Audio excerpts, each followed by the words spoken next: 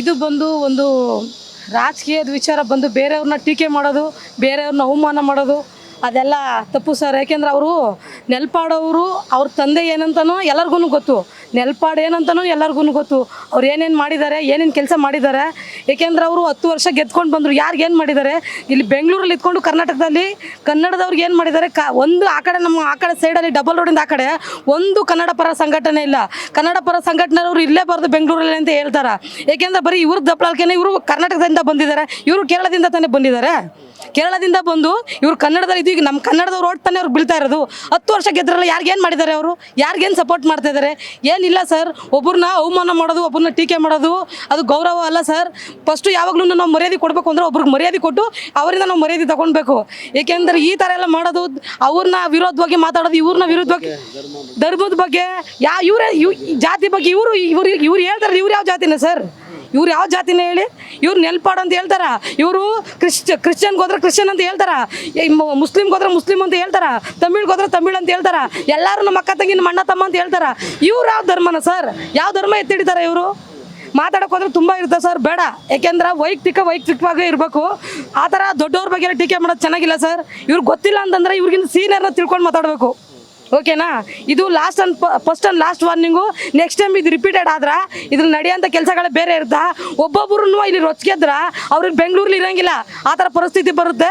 ಅದಕ್ಕಿಂತ ಮುಂಚೆ ದಯವಿಟ್ಟು ರಿಕ್ವೆಸ್ಟ್ ಮಾಡ್ತಾ ಇರೋದು, ನೀವು ಹುಷಾರಾಗಿ ಎಚ್ಚೆತ್ಕೊಳ್ಳಿ, ಬೇರೆಯವ್ರ ಬಗ್ಗೆ ಟೀಕೆ ಮಾಡಬೇಡಿ. ಒಂದು ನಿಮಿಷ, ಇದೆಲ್ಲ ಟೀಕೆ ಮಾಡೋದು ಬದಲು ರಾಜಕೀಯತೆಯೊಳಗೆ ಟೀಕೆ ಮಾಡ್ತಾರಲ್ವಾ. ಇವತ್ತು ಬೇರೆ ಕಡೆ ಇರಾಕ್ದೆ ವಾರ್ ನಡೀತೈತೆ. ಆ ಸಮಸ್ಯೆಗಳು ಆ ಏರಿಯಾದಲ್ಲಿ, ಆ ಶಾಂತಿನಗರದಲ್ಲಿ ಡಬಲ್ ರೋಡಲ್ಲಿ ಬಡವರಿಗೆ ಆಟೋ ಚಾಲಕರಿಗೆ ಗ್ಯಾಸ್ ಇಲ್ಲ, ಮನೆಗಳಿಗೆ ಗ್ಯಾಸ್ ಇಲ್ಲ, ಅದು ಒದಿಸ್ಕೊಟ್ರೆ ಎಷ್ಟು ಸಹಿ ಅಂತಾರೆ ಜನಗಳು. ಇದನ್ನು ರಾಜಕೀಯ ತೆವಳು ತಗೊಂಡು ರಾಜಕೀಯವಾಗಿ ಮಾತಾಡೋದು ಏನಿದೆ ಪ್ರಯತ್ನ? ಎಷ್ಟು ಸಾಯ್ತಾರೆ ಜನಗಳು. 2,000 3,000 5,000 ಕೊಟ್ಟು ಗ್ಯಾಸ್ ಸಿಲಿಂಡರ್ ಇಲ್ಲದೆ ಮನೆಯವ್ರಿಗೆ ಪಾಪ ಕಾಯ್ತಾ ಇದ್ದಾರೆ. ಇದಿಲ್ಲ ಅಂತ, ಗ್ಯಾಸ್ ಇಲ್ಲ ಅಂದ್ಬಿಟ್ಟು, ರೇಷನ್ ಇಲ್ಲ ಅಂತ.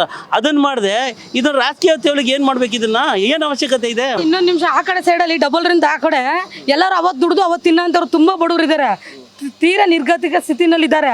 ಅವ್ರಿಗೆ ಇವರು ಬೇಡದಿರೋ ವಿಚಾರ ಮಾತಾಡೋದಕ್ಕಿಂತ ಅಟ್ಲೀಸ್ಟ್ ಒಬ್ಬೊಬ್ರಿಗೆ ಒಂದೊಂದು 5-5 kg ಗ್ಯಾಸ್ ದುಡ್ಡು ತಗೊಂಡೆ ಅವ್ರಿಗೆ ಅದನ್ನ ವ್ಯವಸ್ಥೆ ಮಾಡಿಕೊಡ್ಬೋದಲ್ವಾ?